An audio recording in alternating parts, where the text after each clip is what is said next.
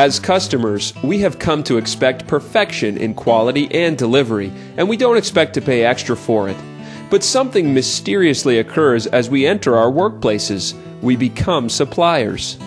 Customer-first thinking, a keystone of the Toyota production system, notes simply that we should provide the customer's exact order, immediately, and with perfect quality.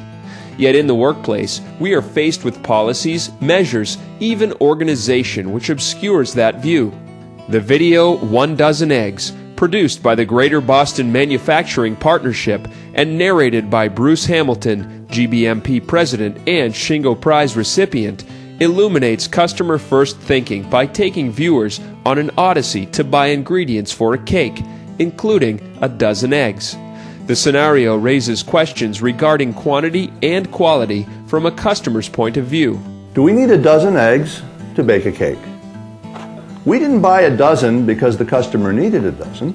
We bought a dozen because that's what's in the package. How many eggs are really needed to bake a cake? And how much flour? For whom are these quantities economical? And what is the customer's acceptable level of quality? Customer determines whether that quality is right. I read somewhere that a cracked egg is not necessarily a problem, but this clearly was not written by the customer. That was probably written by the supplier.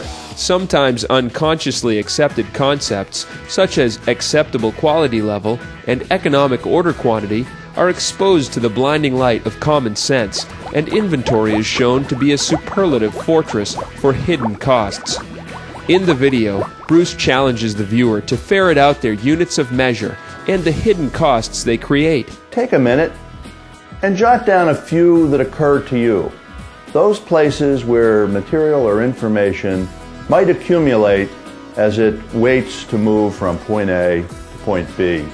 Using direct observation of familiar tasks and class participation techniques, 1 Dozen Eggs detaches viewers from the conventional supplier-first point of view that thwarts many lean initiatives. I have a short exercise I'd like you to try to demonstrate one of the many reasons why we would want to make only what is needed.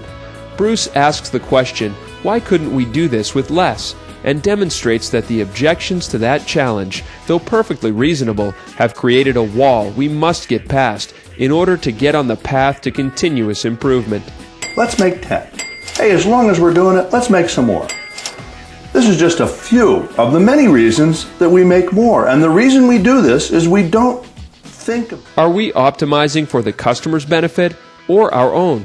Do we hold inventory, produce and store more product, and continue to run long setup times in service of the customer or our own unaddressed shortcomings? So every time you sense that you're hearing one of those things that sounds like optimization, I need you to make a note of that and ask yourself, well, which of the countermeasures of the Toyota production system is going to be dealing with that problem?